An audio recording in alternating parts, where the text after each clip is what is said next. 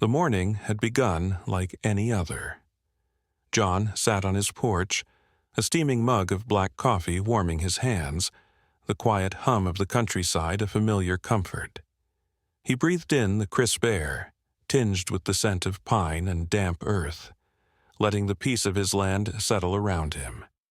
It was a solitude he cherished, a stark contrast to the bustling city he'd left behind years ago. He watched the sun climb higher, painting the rolling hills in shades of gold and amber. This was his sanctuary, his escape, his hard-earned peace of tranquility. The first sign of the impending chaos was a distant rumble, a low growl that didn't quite belong. John frowned, tilting his head, initially dismissing it as a passing truck on the main road, a rare enough occurrence in itself. But the rumble grew louder, more insistent, evolving into a distinct and unsettling roar. He set his mug down on the weathered wooden planks of the porch, a knot of unease tightening in his stomach. Then he saw them. A long, snaking line of vehicles, SUVs, campers with their awkward bulk, and even a few sleek sedans, was winding its way down his private dirt road, kicking up a cloud of dust that billowed like a miniature sandstorm. The tires crunched and spat gravel, the sound grating against the morning quiet like fingernails on a chalkboard. At first, he thought he might be dreaming, a bizarre, unwelcome intrusion into his peaceful morning ritual. Maybe he'd dozed off in the sun and this was some twisted manifestation of his subconscious fear of losing his solitude. But no, the chaos was real. People began to spill out of the vehicles, stretching their limbs, yawning theatrically as if they'd just arrived at some exclusive vacation resort. Some started unloading tents, their bright nylon colors a jarring contrast to the muted greens and browns of his land. Others hauled out coolers, packed with what he assumed were provisions for a siege. A few were already scouting the area, their eyes assessing his property with an unsettling sense of ownership. John stood there, mug still in hand, utterly dumbfounded. What in the hell was happening? Then, a figure emerged from the throng, a blonde woman with a perfectly coiffed bob and a clipboard clutched in her hand like a weapon. Karen. The name instantly conjured a wave of unpleasant memories. Karen, the self-appointed queen of the Homeowners Association, a title John pointedly ignored, since he wasn't a member and had never agreed to be. She marched forward with the determined stride of a general leading her troops, that smug, I'm in charge expression plastered on her face, an expression John had come to loathe. A flicker of something darker than annoyance sparked in John's chest.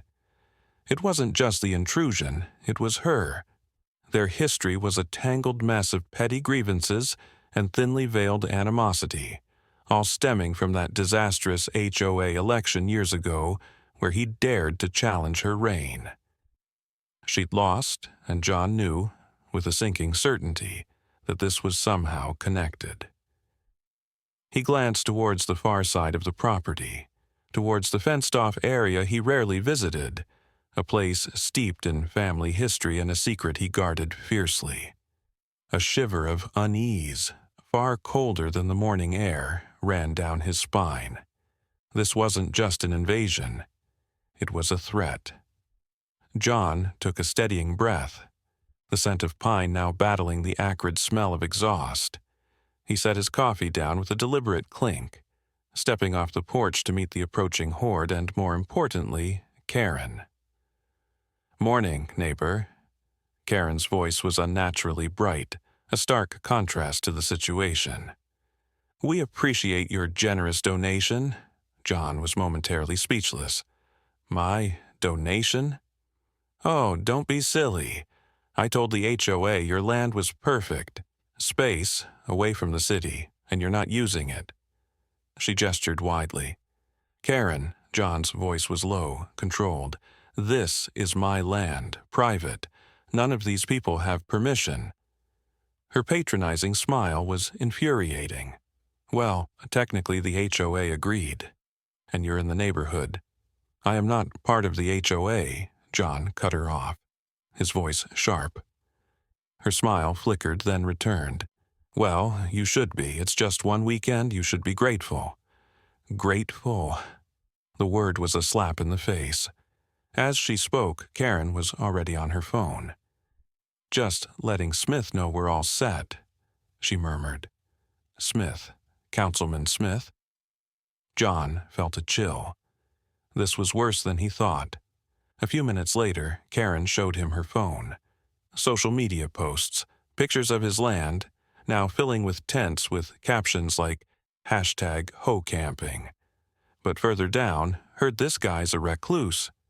Vicious dogs, no permit. You're unbelievable, John said, his voice tight. Karen shrugged, her smile now malicious. All's fair in love and HOA politics. The scene was quickly degrading. The sounds of nature were replaced by shouting, hammering, and the crackle of a fire. Someone had strung a hammock between his prized oaks. Then a shriek. A girl, glued to her phone, had found a cow patty. You, gross, poop. Her mother. Wait, this isn't a cleaned-up campsite? Bathrooms? What's that smell?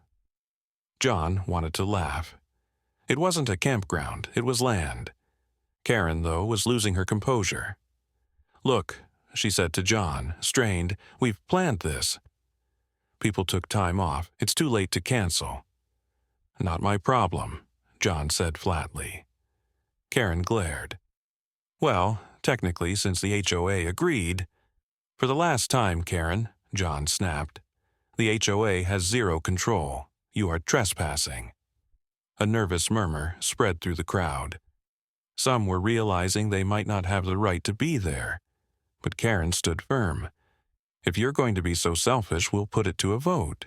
A vote? You think you can vote to take over my land? We live in a democracy, don't we? John had had enough.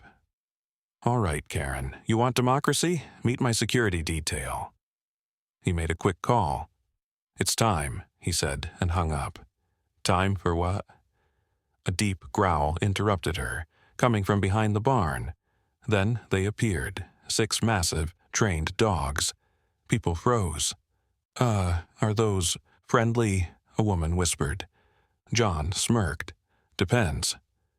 Titan, a huge Belgian Malinois, barked. Karen paled. You can't bring attack dogs into this. And you can bring 100 strangers onto my land? Titan stepped forward. Shadow, a German shepherd, followed. Karen swallowed. You wouldn't. John shrugged.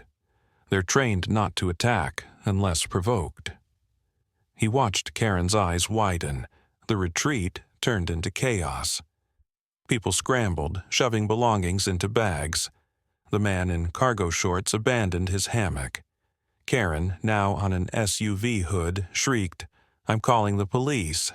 John chuckled. Go ahead, I already did. And there they were, 2 squad cars, lights flashing silently. Karen gawked.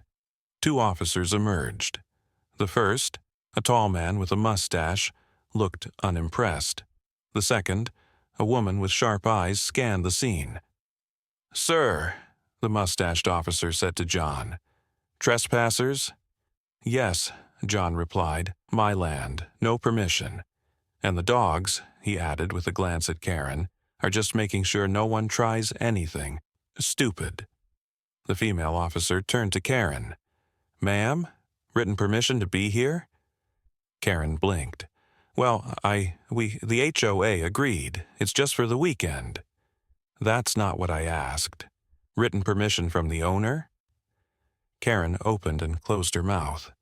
She looked around for support, but the campers were focused on packing, too nervous to get involved. The officer sighed, then to John. Do you have proof of ownership? John retrieved a file from his truck, handed it over. The officer reviewed it, then to Karen. Ma'am, you are all trespassing. Karen got very angry. This is not over. You just wait." John remained calm. "Do anything, I will deal with it." Karen, furious, went home and initiated her plan, spreading rumors and try to isolate John. Some neighbor took Karen's side. 1 week later, she came knocking with 2 other HOA members. "You thought you can embarrass me. I have friends. Friends in high places. You will regret this." She then drive off, and John received an official letter signed by Smith, a notice of violation, citing numerous alleged infractions, and demanded a hearing. At the county office, John, Karen, Smith, and a county official are in a room. Karen, confident. John observed the room and saw Sarah, a young lawyer, assigned to assist the official. "Mr. Miller," the county official began, his voice a weary monotone, "you're accused of numerous violations, unsanctioned event, environmental hazards, public safety threat. How do you respond?" John leaned forward, placing his organized folder on the table. "I respond that these accusations are false, fabricated and motivated by a personal vendetta." He looked directly at Karen. "Ms. Thompson and about 100 others trespassed. I have proof, photos, video footage, and the police report." Karen shifted, her composure cracking. Councilman Smith, however, intervened. "Now, see here, you can't accuse respectable members of—" A new voice, clear and confident, cut him off. "Actually, Councilman, he can, and he has the evidence."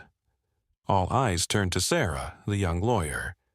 "I've been reviewing the file," she said, "and I've noticed discrepancies." Sarah addressed the official. "Mr. Miller has provided proof of ownership in the police report confirming the trespassing. The unsanctioned event was organized by Ms. Thompson without his consent." Karen spluttered. "That's a lie. He knew. He just changed his mind." "Do you have evidence, Ms. Thompson?" Sarah asked, calm but firm. Karen opened and closed her mouth, speechless. She looked to Smith, but he was avoiding eye contact. John, sensing an opportunity, decided to reveal a key piece of information. "There's something else. A portion of my land. It's a protected site." The official frowned. "Protected?" "An ancient burial ground," John said, his voice heavy. "Belonging to the original inhabitants. It's been in my family for generations. We're obligated to protect it. That's why there's a fenced-off area. No one is allowed there." Karen and Smith exchanged a look, a flicker of surprise, then greed. Sarah, who'd been researching, suddenly spoke up. "I've found something.